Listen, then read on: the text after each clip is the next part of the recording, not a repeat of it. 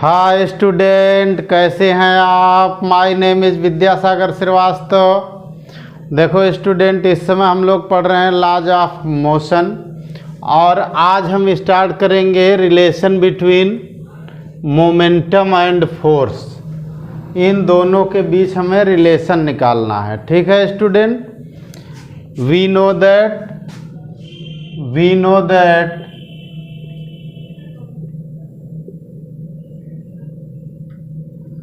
momentum of a moving body p is equal to mv. We know that momentum of a moving body p is equal to mv.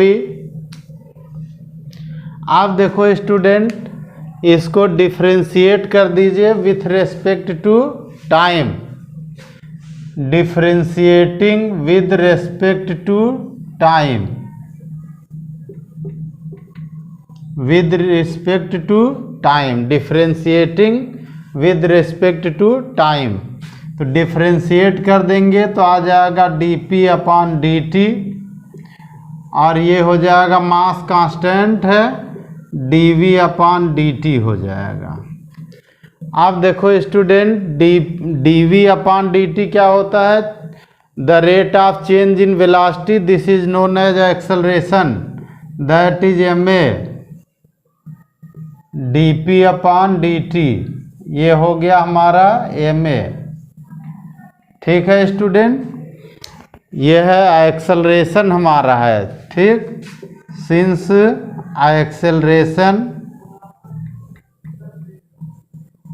Acceleration as equal to dv upon dt। ठीक है, और हमने आपको बताया student कि ma क्या होता है according to Newton's law, Newton second law. ये ma जो होता है वो होता है फोर्स। ठीक है, एक्सटर्नल फोर्स। तो आप इसको लिख सकते हैं कि dp upon dt is equal to f। इसी को एफ एक्सटर्नल भी लिखते हैं, एफ ई एक्स टी, पीछे हमने बताया। इसी को एफ एक्सटर्नल भी लिखते हैं। ठीक है, दोनों एक ही है, एफ एंड एफ एक्सटर्नल यहाँ पर एक ही है। ठीक है, आप देखो स्टूडेंट, इसमें जो फार्मूला, एक तो ये हमारा फार्मूला है, एक दूसरा ये फार्मूला है। तो इस इक्वेशन 2 से हमें क्या पता चलता है? The rate of change in linear momentum is equal to the applied external force. Okay student, अब देखो स्टूडेंट, हम लोग पढ़ेंगे कंजर्वेशन ऑफ मोमेंटम। ये सभी न्यूटन सेकेंड लॉ के अंदर आते हैं। ठीक है, if external force is not be apply then total momentum of a system becomes conserve. अगर किसी सिस्टम पर कोई एक्सटर्नल फोर्स अप्लाई नहीं है तो उस सिस्टम का टोटल मोमेंटम कंजर्व रहता है। ठीक है, if any external force is not be applied then total momentum of a system is conserve. यही स्टेटमेंट है इसका। ठीक है, this statement is conservation of momentum और laws of conservation of momentum. इसी को laws of conservation of momentum कहते हैं। Law of conservation of momentum, law of conservation of momentum, दोनों एक ही है। आप किसी चक्कर में ना पड़ें कि ये ऐसा होता है वो ऐसा होता है। Laws of conservation of momentum या कंजर्वेशन ऑफ मोमेंटम दोनों एक ही हैं। ठीक है, यानी हमने यहाँ पे क्या बताया कि अगर कोई दो हैं, ये मान लो एक सिस्टम है स्टूडेंट यहाँ पे, और इस सिस्टम में सपोज कर लो बहुत से पार्टिकल हैं। एक पार्टिकल यहाँ इसका मोमेंटम p1 है, एक पार्टिकल यहाँ इसका मोमेंटम p2 है। ठीक, ऐसे और भी पार्टिकल हों, p3 हों। तो इसमें जो कंडीशन होगी वो ये होगी कि इफ एफ एक्सटर्नल इज 0, ये पहली कंडीशन होगी इसकी। F external is 0, then P1 plus P2 and plus so on is equal to P। जितने भी रहेंगे सब ऐड कर लेंगे और वो पूरे सिस्टम का मोमेंटम होगा और ये का कंजर्व होगा।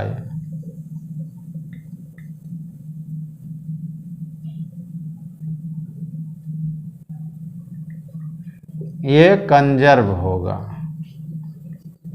ठीक है स्टूडेंट, आप देखो स्टूडेंट, हम लोग यहाँ इसका डेरिवेशन देखेंगे। According to Newton second law the rate of change in momentum यानी dp अपॉन dt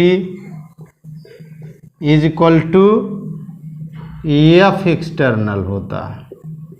यानी rate of change in momentum किसका होता है? टोटल मोमेंटम का होता है रेट ऑफ चेंज। ठीक, किसी एक पार्ट का नहीं होगा। एक पार्ट का अगर यूज करेंगे तो रॉन्ग माना जाएगा। ठीक है, the rate of change in total momentum of a body is equal to the F external applied external force. अगर हम इसी को लिख दें, कंडीशन ऊपर दिया हुआ है, if F external is equal to 0, then तब हमारा क्या आएगा student? dp upon dt is equal to 0 आ जाएगा। ठीक, 0 आ जाएगा। इसको इंटीग्रेट कर दो बाय इंटीग्रेशन।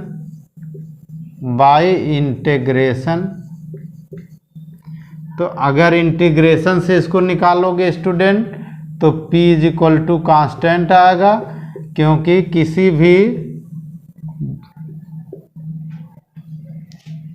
कंडीशन में 0 का जो डिफरेंशिएशन इंटीग्रेशन होता है वो कांस्टेंट होता है और dp अपॉन dt का इंटीग्रेशन p होता है। ठीक है, तो ये p is equal to constant हो गया। ठीक है, यही हमारा कंजर्वेशन ऑफ मोमेंटम है। ओके स्टूडेंट, आप देखो स्टूडेंट, हम लोग देखेंगे examples of conservation of momentum.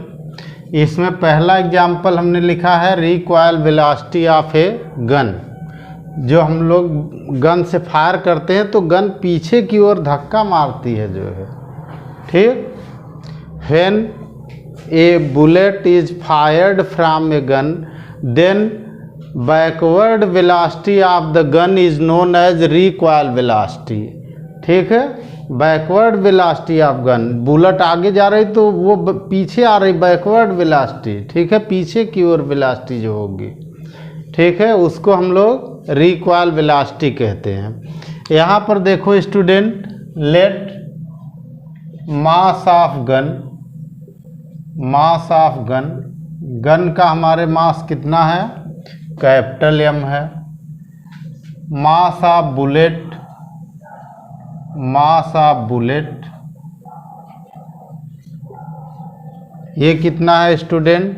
Small m है। अच्छा, टोटल मोमेंटम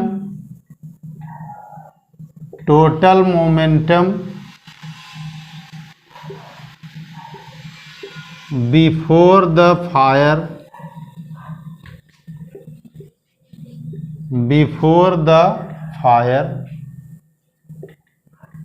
ठीक,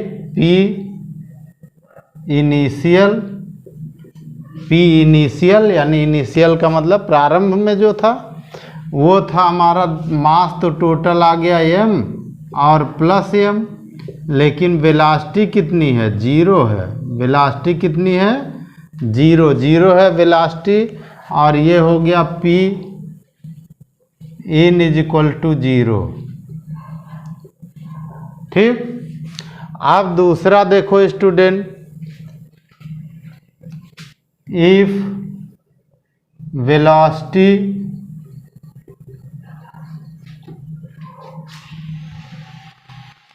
of bullet is small v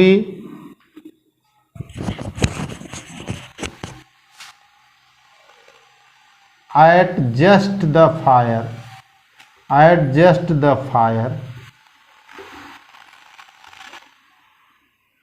and velocity of gun is v dash,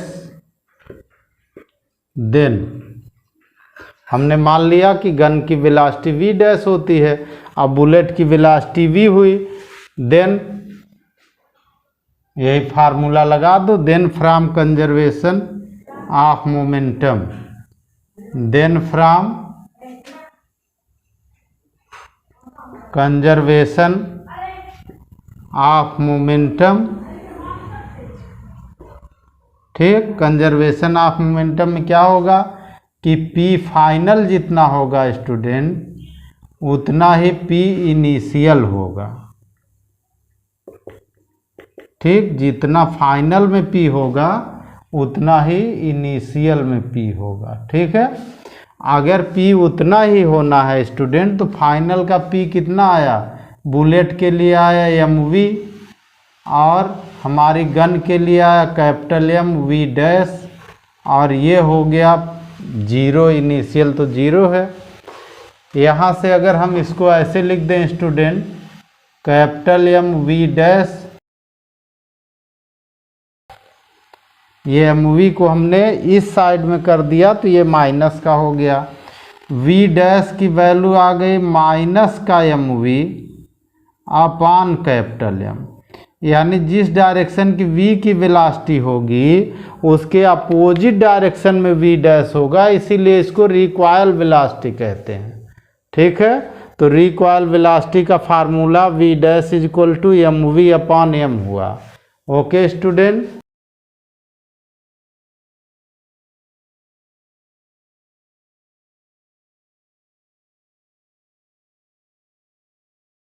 अब देखो स्टूडेंट, रिकॉइल वेलोसिटी पर हम लोग एक न्यूमेरिकल छोटा सा देखेंगे जो कि एनसीईआरटी का है।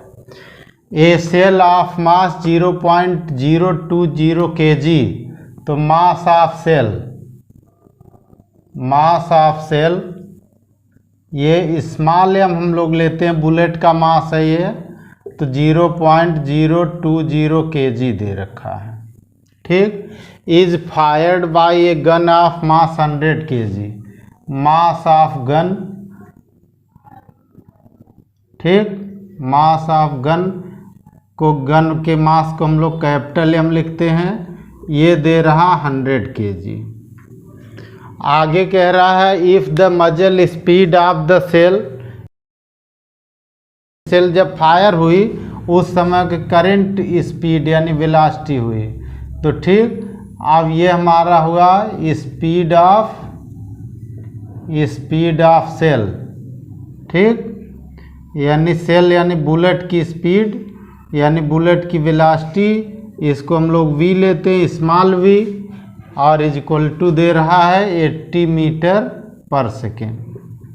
हमें निकालना क्या है, recoil speed of the gun, तो recoil speed of the gun, formula v dash का हम लोग अभी पीछे पढ़े हैं, v dash is equal to minus small mv upon capital M। Value put कर दो स्टूडेंट, v डैश निकल आएगा, स्मॉल m हमारा कितना है 0.020, v कितना है 80 और अपान कितना हो गया 100, ठीक है स्टूडेंट। अगर हम इसको पूरा सॉल्व करें स्टूडेंट तो 10 इससे माइनस हो गया, 8 2 जा 16 हो गया, फिर 10 से डिवाइड हो गया, और आप खुद सॉल्व करिए, v dash is equal to minus का 0.016 मीटर पर सेकेंड आया, ये आंसर हो गया, ठीक है स्टूडेंट। अब देखो स्टूडेंट, ध्यान से हमारी बातें सुनो।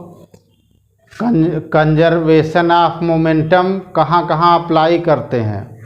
अब देखो स्टूडेंट, जैसे कोई बाल ऊपर से गिर रही है उसमें भी टोटल मोमेंटम कंजर्व होता है। ठीक है, टोटल मोमेंटम हमारा कंजर्व होता है। जैसे मान लीजिए स्टूडेंट कि जब नाव से हम ज़मीन पर कूदें, किनारे नाव खड़ी हो, ज़मीन पर जंप करें तो नाव पीछे की ओर चलती है, क्योंकि वहाँ भी जब हम आगे बढ़ते हैं, जंप करते हैं, तो हमारे में कुछ वेलोसिटी आती है, तो उसमें रिकॉइल वेलोसिटी एक तरह से हो जाती है, तो नाव पीछे हटती है उसी तरह जो है। ठीक, और जो रॉकेट होता है स्टूडेंट, रॉकेट में क्या होता है कि फ्यूल हमारा जलता है तो जो लाइटर है बाहर निकलते हैं, लाइटर मतलब गैसें वगैरह, ठीक, वो बाहर निकलते हैं, तो उनके बाहर निकलने से जो उसमें वेलोसिटी मिलती है, ठीक, उस वेलोसिटी के अपोजिट एक वेलोसिटी जनरेट हो जाती है जो रॉकेट को ऊपर ले जाती है, उस वेलोसिटी के अपोजिट ले जाती है। ये भी कंजर्वेशन ऑफ मोमेंटम पर है। ठीक है, तो ये जो कंजर्वेशन ऑफ मोमेंटम के 3-4 एग्जाम्पल हैं, वो एग्जाम्पल यहाँ हम लगा दे रहे हैं स्टूडेंट, आप पढ़ते रहिएगा। ठीक है, अब देखो स्टूडेंट, हम लोग देखेंगे relation between momentum and impulse of force. ये टॉपिक हमने लास्ट वीडियो में भी आपको थोड़ा सा बताया था स्टूडेंट। अब हम लोग इसको डिटेल में और पूरा देखेंगे। ठीक है, from Newton second law, from Newton second law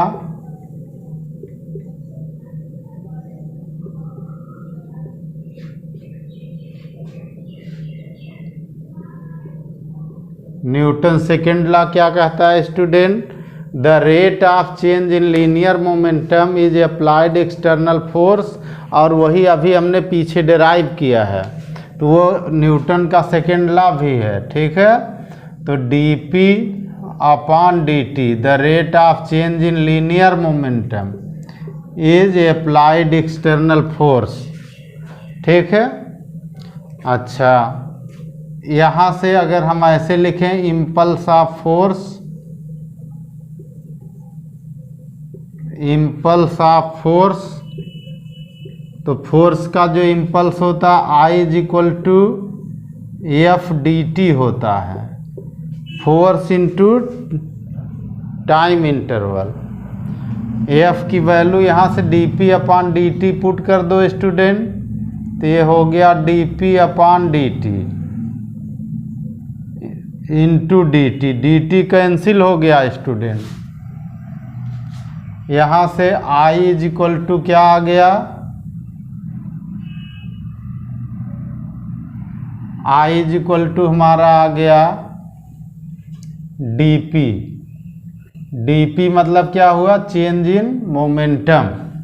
ठीक है, यानी इम्पल्स इज इक्वल टू क्या आया, impulse is equal to change in momentum, change in momentum आया। ठीक, और यानी I को हम ऐसे भी लिख सकते हैं, I is equal to delta P, ये डिफरेंस ऑफ P है, change in momentum delta P is equal to P2 minus P1 होता है, तो I का फार्मूला P2 माइनस P1 हो जाएगा। ठीक है स्टूडेंट, अब देखो स्टूडेंट, अगर हमारा कोई इम्पल्स ऐसा निकाला जा रहा है, ठीक है, जिसमें हमारी फोर्स कांस्टेंट है, अगर फोर्स कांस्टेंट है स्टूडेंट, हम फोर्स और टाइम के बीच ग्राफ खींच दें, तो ये हमारी टाइम होगी, इधर हमारा फोर्स होगा। ठीक, अगर हम कांस्टेंट फोर्स का इम्पल्स निकालेंगे, तो वो कांस्टेंट फोर्स में स्ट्रेट लाइन ग्राफ ऐसे बनेगा, बिल्कुल parallel of x axis, time axis के बिल्कुल पैरेलल होगा। ठीक, अब सपोज कर लीजिए यहाँ पर हमारा एफ है और ग्राफ हमारा यहाँ से यहाँ जा रहा है ऐसे, इस पॉइंट पर हमारा टाइम t1 है, इस पॉइंट पर हमारा टाइम t2 है। ठीक, ग्राफ ए से स्टार्ट होकर बी तक है। ठीक है, तो ऐसे में जो हमारा ये एरिया कवर हो रहा है, ये एरिया स्टूडेंट, ये एरिया जो इससे कवर हो रहा है, इस एरिया के मैग्नीट्यूड के बराबर इम्पल्स होता है। ठीक है, तो इम्पल्स कांस्टेंट फोर्स का जो होगा I is equal to F into delta T होता है। ठीक, और ये होता है I is equal to area covered by area covered by, इसको कहते हैं F T graph, F T graph. ठीक, यानी जो F T graph area cover करेगा, ये एरिया इतना भाग, वो इम्पल्स होगा। अगर यहाँ से हम लोग एरिया निकालें स्टूडेंट, तो एरिया यहाँ से निकलेगा एरिया क्वाड्रिलेटरल। ठीक, किसका? T1 AB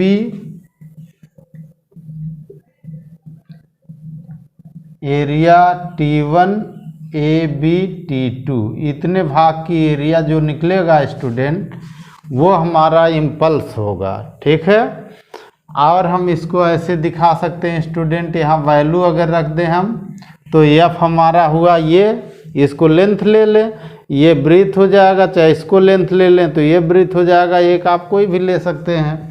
तो एफ इंटू, ठीक, T2 माइनस T1 यहाँ टाइम आएगा, T2 माइनस T1 आएगा, ये भी वही है हमारा एफ इंटू डेल्टा टी है। ठीक है स्टूडेंट, तो ये सब आई के फार्मूले हैं, ये सब आई के फार्मूले हैं। ठीक है ना, इम्पल्स के फार्मूले, लेकिन इन सब में फोर्स हमारा क्या है? कांस्टेंट है।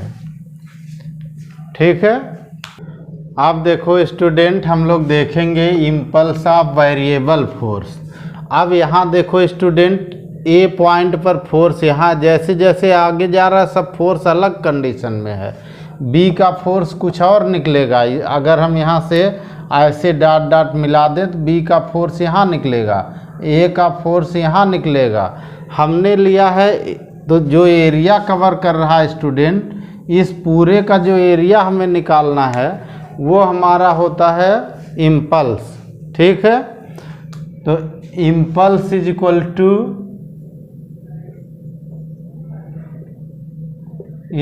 To area of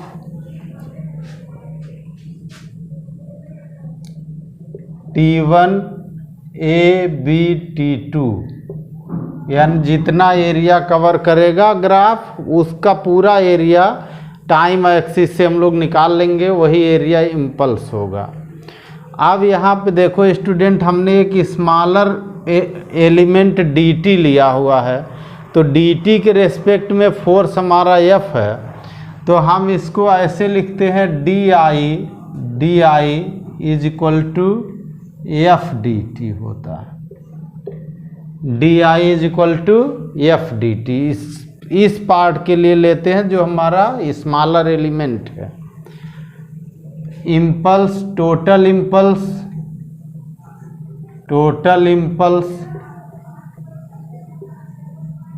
I is equal to, हम इसको इंटीग्रेट करते हैं student, limit of T1 to T2 F D T लिखते हैं। अब इस फार्मूले से, इंटीग्रेशन से हम लोग निकालते हैं, जब हमें इम्पल्स निकालना होता है वेरिएबल फोर्स के लिए, तब ये इंटीग्रेशन का फार्मूला लगाकर हम लोग इम्पल्स कैलकुलेट करते हैं। ओके स्टूडेंट, आप देखो स्टूडेंट, हम लोग देखेंगे एग्जाम्पल्स ऑफ इम्पल्स। अब इसमें देखो स्टूडेंट, जब क्रिकेटर हमारे जो कि क्रिकेट खेलते हैं, वो क्रिकेटर जब बॉल को कैच करते हैं तो हाथ पीछे की ओर ले आते हैं, ऐसे करते हैं जो है, ताकि उनका इम्पल्स जो है बैलेंस रहे। ठीक है, और ये कंजर्वेशन ऑफ मोमेंटम पर भी बेस्ड है, पर इम्पल्स इसमें मेन होता है। दूसरा, जो गाड़ियों में, बाइक में साकर लगे होते हैं स्टूडेंट, वो भी इम्पल्स को मैनेज करने के लिए लगे होते हैं। ठीक है, हम इसके एग्जाम्पल यहाँ लगा दे रहे हैं स्टूडेंट, आप एग्जाम्पल पढ़ते रहिएगा। ठीक है student, okay.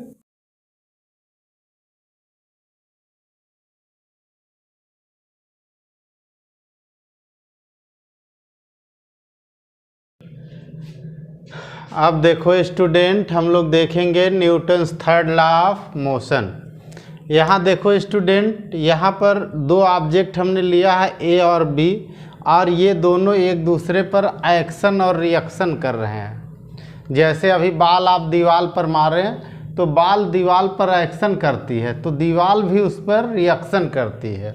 Newton's third law जो है वो एक्शन एंड रिएक्शन लॉ है। ठीक है, every action have equal and opposite reaction, this statement is known as Newton's third law of motion. Every action have equal and opposite reaction. ठीक है, यानी जो भी एक्शन है उसका इक्वल और अपोजिट रिएक्शन होता है। यहाँ देखो स्टूडेंट, ए का फोर्स हमारे, ठीक है, बी पर जो लग रहा है वो एफ ए बी है। ठीक, और बी का जो फोर्स है ए पर लग रहा है वो एफ बी ए है। ठीक है, अब यहाँ इन दोनों को हम देखें स्टूडेंट, तो हमारा रूल क्या बना न्यूटन्स थर्ड लॉ के अकॉर्डिंग कि F A B is equal to minus का एफ बी ए बना, तभी तो ये इक्वल एंड अपोजिट हुआ। ठीक है, इक्वल एंड अपोजिट होने का मतलब क्या, दोनों इक्वल हैं लेकिन अपोजिट है। अपोजिट है, डायरेक्शन अपोजिट होगी, माइनस लगेगा। यानी न्यूटन्स थर्ड लॉ का ये फार्मूला हुआ F A B is equal to minus F B A. ठीक है, अब यहाँ देखो स्टूडेंट, हम लोग इसको इजीली प्रूव कर सकते हैं, इसको डिराइव कर सकते हैं। ठीक है,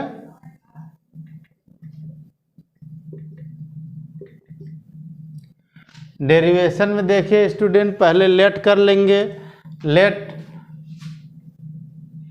momentum of A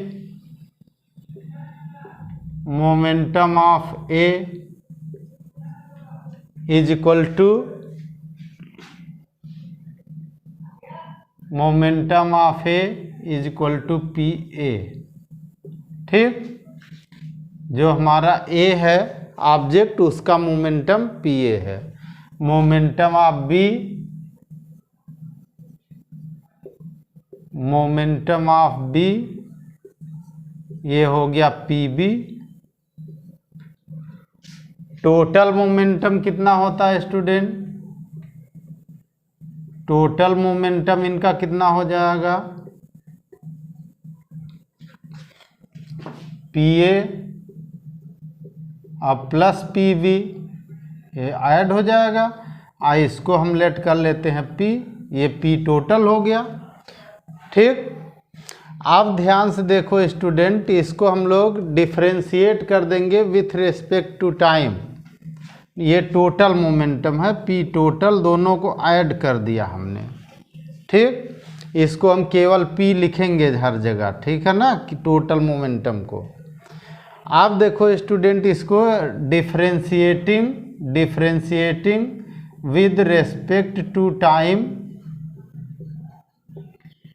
with respect to differentiating with respect to time.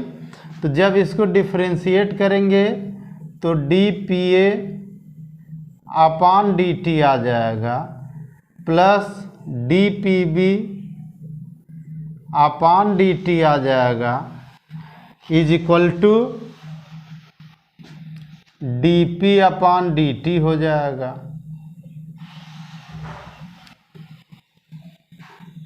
ठीक, अब यहाँ से देखो स्टूडेंट, ये हमारा हो गया ए का फोर्स हो गया, ये बी का फोर्स हो गया। ए का फोर्स कौन है, एफ ए बी है। तो यहाँ से हो गया हमारा एफ ए बी प्लस हो गया एफ बी ए, और इज इक्वल टू हमारा हो गया एफ एक्सटर्नल, जो टोटल मोमेंटम का डिफरेंशिएटिंग होता है, एफ एक्सटर्नल होता है। ठीक, लेकिन अब अगर हम लोग लगाएं from conservation of momentum, from conservation of momentum,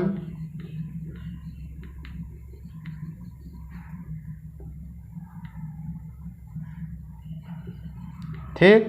तो देखो स्टूडेंट, जब हम लोग कंजर्वेशन ऑफ मोमेंटम लगाते हैं तो उसमें एक्सटर्नल फोर्स जीरो होता है, अभी पीछे हमने बताया, उसमें एक्सटर्नल फोर्स जीरो होता है। तो जो एक्सटर्नल फोर्स जीरो होगा तो इसको हम लिख सकते हैं F E X T is equal to zero. अगर हम इसको जीरो ले लें तो हमारा यहाँ निकल आएगा F A B plus F B A is equal to zero हो गया। यानी फार्मूला हमारा बन गया student F A B is equal to minus का एफ बी ए हो गया। ये प्रूव हो गया Newton's third law. Okay student, आप देखो स्टूडेंट, हम लोग देखेंगे examples of Newton's third law. इसमें ध्यान से देखो स्टूडेंट, पहला एग्जाम्पल है रिएक्शन ऑफ वेट। ठीक है, यहाँ वेट देखो एम जी है जो कि हमारे ग्राउंड फ्लोर पर है। ठीक है, अब जितना वेट ये रख रहा है स्टूडेंट उतना ही रिएक्शन ग्राउंड इसको दे रहा है, जिसको हमने आर लगाया हुआ है। अगर इसी वेट को हम पानी के फ्लोर पर रख दें तो वो थोड़ा नीचे जाने लगता है, क्योंकि पानी पर उसको रिएक्शन नहीं मिलता है। ठीक है, तो जहाँ रिएक्शन मिलेगा वहीं पर बैलेंस होगा। ठीक है, तो यहाँ पे इसमें हम लोगों का जो रिएक्शन है R is equal to M G है। ठीक है, दूसरा देखो student, walking or running of a person. ठीक है, तो कोई आदमी जब दौड़ता है तो जब आप भी दौड़ते हैं, देखिए आप अपने पंजों से अर्थ को दबाते हैं, आप चल के देखिए तो अपने पंजों से जब अर्थ को दबाते हैं स्टूडेंट तो आप इस डायरेक्शन का फोर्स लगाते हैं नीचे की तरफ, या ऐसे लगता है। ठीक है, और इस फोर्स का एक रिएक्शन इधर हमें मिलता है आर।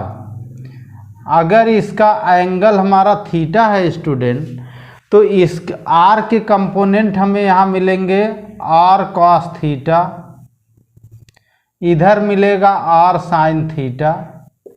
ठीक, कुछ लोग थीटा इधर ले लेते हैं तब आर साइन थीटा इधर हो जाएगा, आर कॉस थीटा उधर हो जाएगा।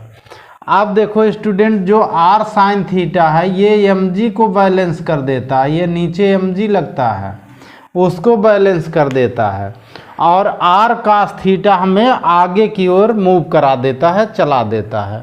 ठीक है student, horizontal component of reaction जो आर कॉस थीटा है वो हमें आगे की ओर मूव कराता है। ठीक है, तीसरा देखो, pulling a cart bye horse.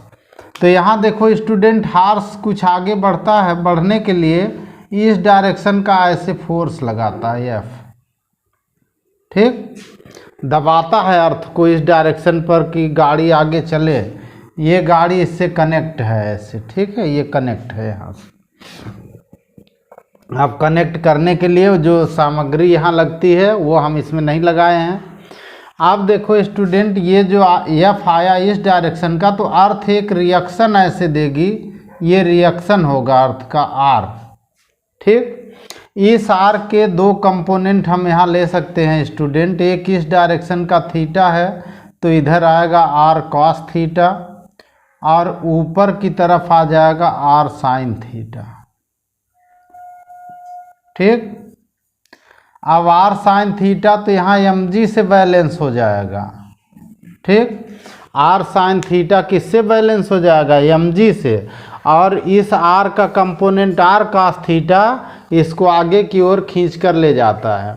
ठीक है स्टूडेंट, तो एग्जाम्पल न्यूटन्स थर्ड लॉ के एक दो एग्जाम्पल और बचे होंगे, वो हम आपको लगा देंगे, आप पीछे उन्हें पढ़ लीजिएगा आराम से। ठीक है,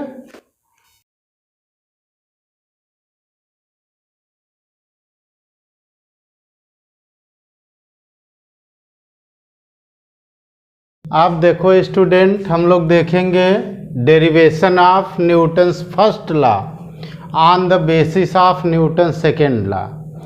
आप देखो स्टूडेंट, न्यूटन सेकेंड लॉ हम लोग क्या पढ़ते हैं? From Newton second law.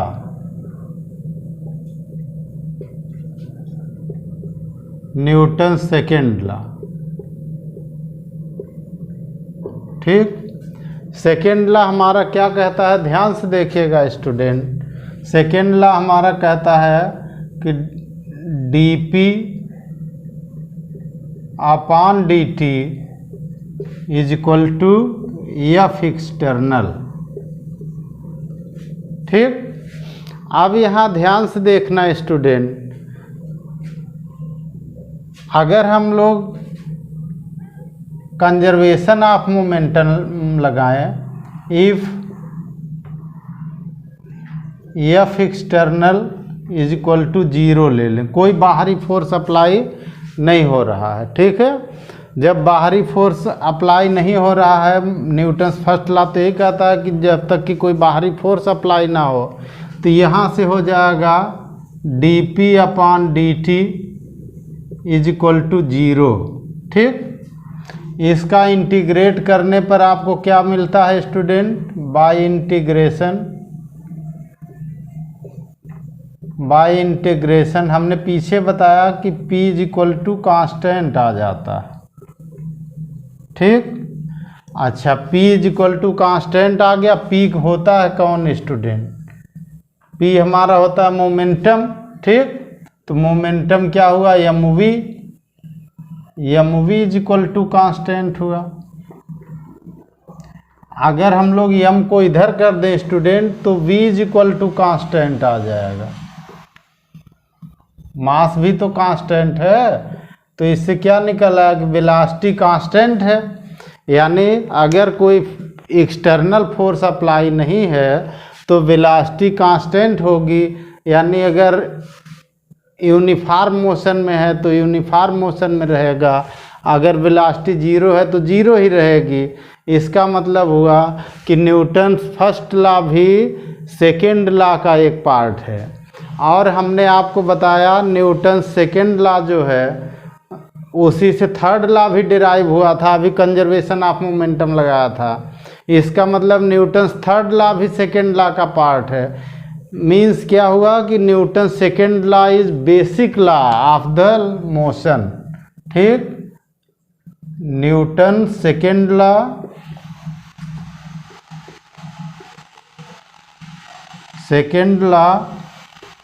Is basic law of motion. Okay student, जो न्यूटन का सेकेंड लॉ है वही हमारा बेसिक लॉ है मोशन का।